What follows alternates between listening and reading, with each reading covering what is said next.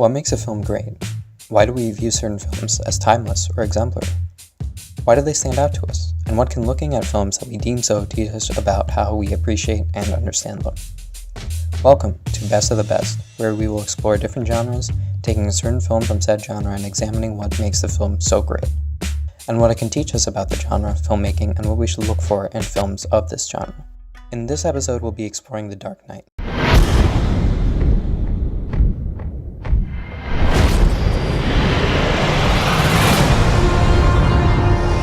Where do we begin? Christopher Nolan's second entry in his Dark Knight trilogy is widely considered the best comic book film ever made. Unlike much of Nolan's work, The Dark Knight is a linearly told and fairly straightforward narrative. It's not like it has amazing CG-filled action sequences or world-ending stakes, so why is it so effective? Well, for starters, Nolan understands his characters. At its heart, The Dark Knight is the conflict between Batman and his nemesis, the Joker. In order to make the conflict between these characters investing and interesting, it's necessary that we break down just what motivates these two, and how their fundamental beliefs conflict. What Nolan understands is that at his core, Batman is an optimistic character. Bruce Wayne was raised to believe that all human life is important. His parents instilled a strong sense of morality in him, which is why Batman refuses to kill. He is a symbol that the common man has the power to stand up to crime and corruption. The Joker, on the other hand, is a terrorist who has no respect for human life. As he says, See, their morals, their code. It's a bad joke. Dropped at the first sign of trouble. They're only as good as the world allows them to be. The Joker believes that humanity is selfish, vain, and hateful, and that only our shared delusion of society restricts us from being free and embracing our darker nature. That deep down, anyone is capable of the depravity and evil that he is. These two views inherently conflict, and it is this conflict that will frame the entire film. What makes The Dark Knight so compelling isn't the fact that Joker creates a wanton path of destruction through Gotham, or that Batman has to face off against both criminals and the police, but the fact that in the end the story explores the far more fascinating question of who is right. Christopher Nolan and co-writer Jonathan Nolan structure the film's narrative and cast around this. Every character ties into these two belief systems. Gordon, Harvey, and Rachel inspire Bruce's continued belief in human decency, and even the criminals and corrupt cops in the film tie into Bruce's long-held beliefs about criminals acting merely out of self-preservation or greed. As he says, Criminals aren't complicated, Alfred. We just need to figure out what he's after. Once the Joker emerges onto the scene, however, he doesn't just threaten the safety of Gotham, he fundamentally challenges Bruce's beliefs. Some men aren't looking for anything logical, like money. They can't be bought, bullied, reasoned, or negotiated with. Some men just want to watch the world burn. Nolan's understanding of characters in particular shows brilliantly through every scene with the Joker. He's not a crazed lunatic as he and other characters like to suggest. He understands exactly what he's doing. From the very opening of the film, we get to see how clever he is, having all his henchmen kill each other off during the robbery. Joker's now iconic line, You want to know how I got these scars?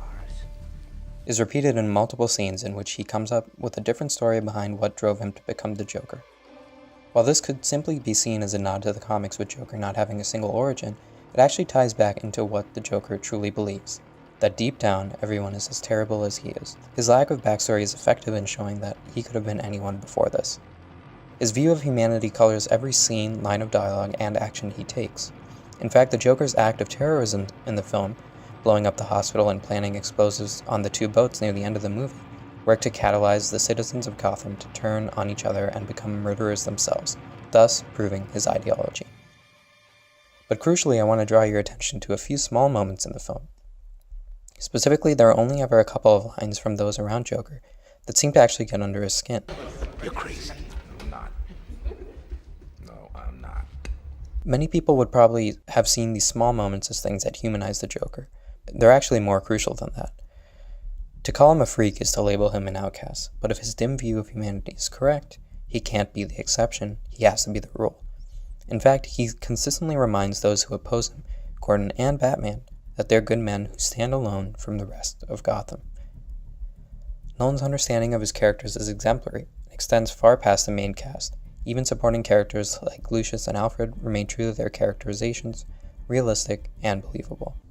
Additionally, he creates a web of intricate relationships and dependencies between all the main and supporting characters.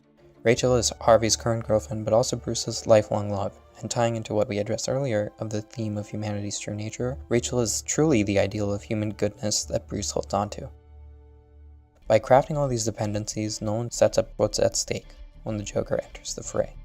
And here we come to the next thing that the film does extraordinarily well: stakes. What most modern comic book films, or for that matter action films, seem to miss is that bigger stakes does not mean a better movie. In fact, it's smaller, more personal stakes that will always make for a better film.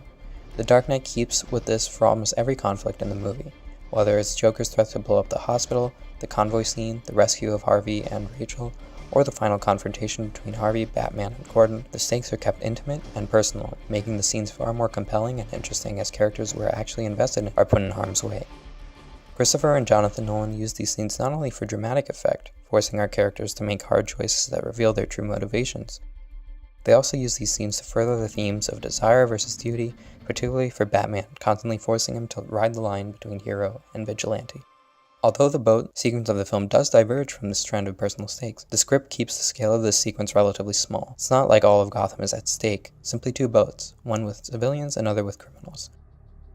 There's no guarantee that Batman will save the day because the stakes aren't big enough to make us assume so. The rest of Gotham, while shaken, would be fine at the end of the day if our hero fails. The world won't end as a result, just the lives of those on the boats. Additionally, it's not entirely in Batman's control. He can only stop the Joker, but it also rests in the hands of those on the boats. And, as we've seen throughout the film, this is a more grounded and realistic Gotham City, one where one of the boats blowing up the other is a very clear possibility.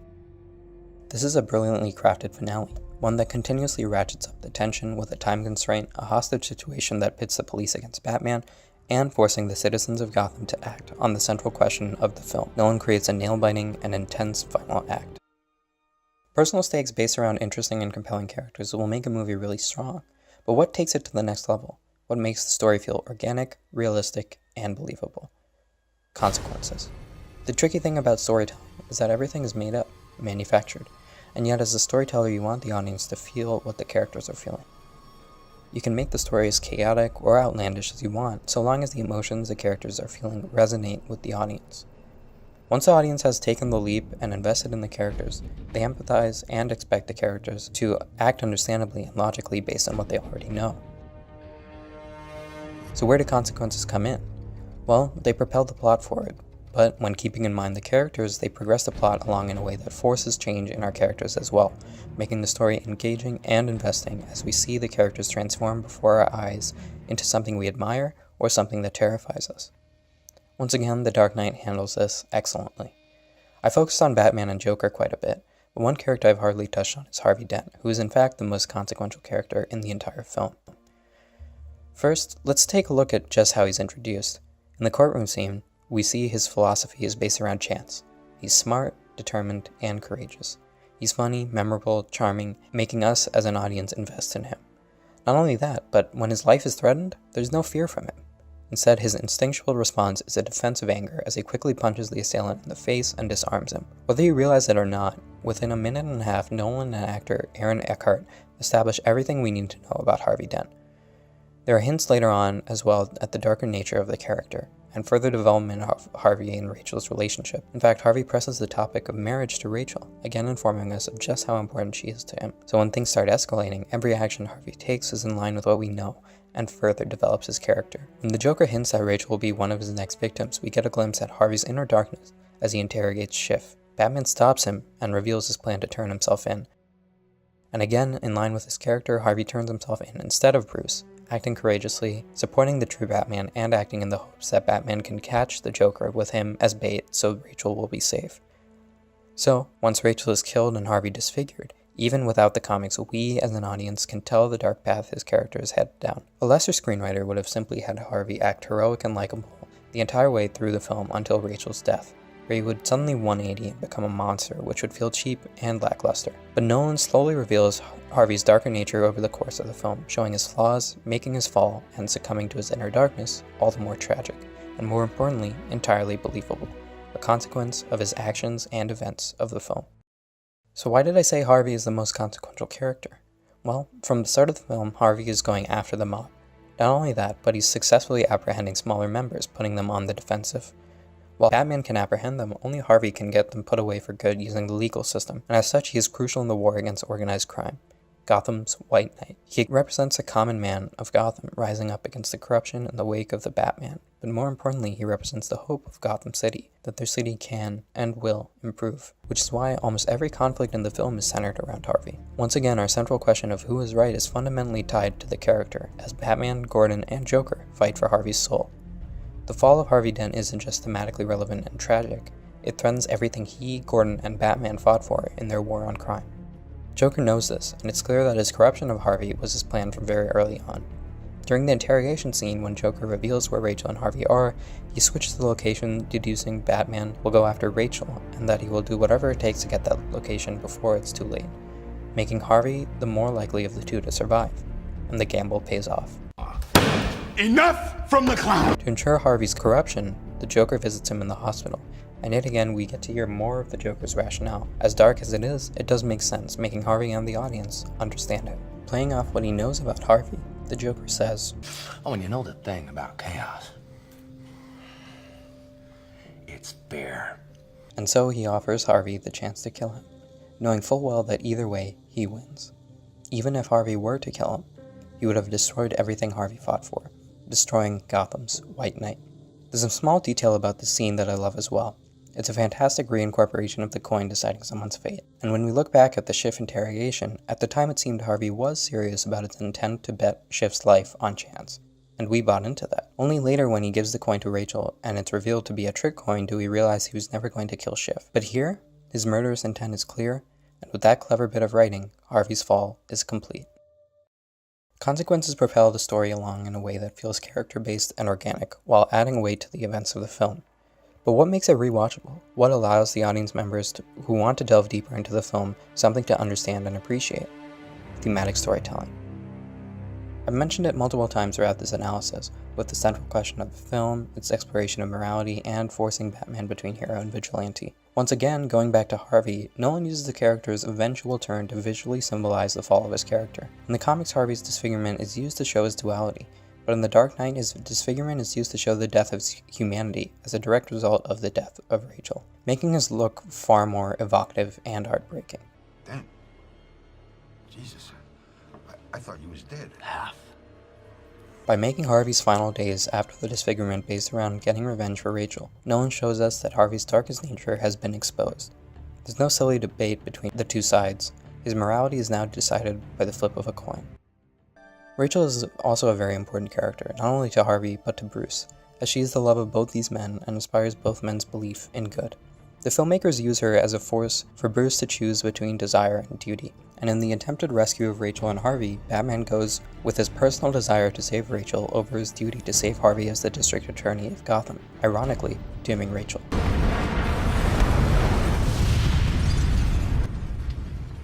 The final confrontation between Bruce, Harvey, and Gordon fittingly takes place where Rachel was killed, which Bruce considers to be his greatest failure, again forcing him to confront personal desire versus duty as Harvey threatens to kill Gordon's son. Here, Bruce finally rises beyond his desire, breaking his one rule and killing Harvey to save the life of Gordon's son. Here the film shows us the dichotomy between Harvey and Bruce. Before Rachel's death, we see Harvey act courageously and selflessly, while Bruce acts selfishly, backing down from the Joker, putting his personal desire above his duty to Gotham. Looking at the two men, we may have even said that Harvey was the better of the two. And yet, in the wake of Rachel's death, while Harvey becomes consumed by hatred, unable to move on, Bruce finally starts taking the steps towards becoming the hero he was meant to be. He rises above his personal needs and becomes the protector that Gotham deserves, finally accepting his role as a Dark Knight. Finally, The Dark Knight does what all great films should do. It holds a mirror up to our society. The Dark Knight isn't just a great superhero film, it's an exploration and examination of America's post-9/11 society.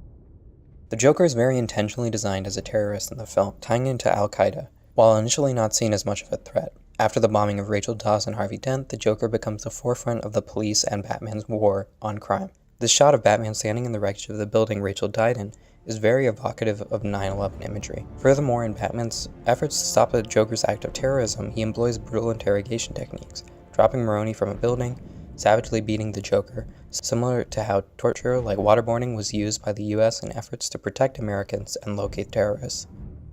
Even the final act of the film features Batman building and using an advanced surveillance system tapping into the phones of every citizen in Gotham without their knowing, a direct analog to the NSA's rise in surveillance and the Patriot Act following 9/11. By doing this, Christopher and Jonathan Nolan created a superhero film that not only features a dark, compelling, and investing story, but one that examines an important time in United States history. So what makes The Dark Knight the best of the best superhero films? It takes its characters rooted in decades of comic history and modernizes them, examining what drives them, creating interesting and fascinating character studies of some of the most iconic characters in comics history. Using thematic storytelling and having the film's world contain real consequences for its events, it creates a compelling and exciting narrative that acts as an allegory for America's post-9/11 society while exploring humanity's true nature. So who is right? Is the Joker's dim view of humanity correct, or Batman's belief in human goodness? Nolan doesn't answer directly, but it seems to me his message is an optimistic one. The film's world is an ugly place, full of horror, depravity, and violence. But as we, an audience, follow Bruce as he learns to give up his personal desires for the greater good, we see through both him and other characters our capacity for courage, selflessness, and heroism.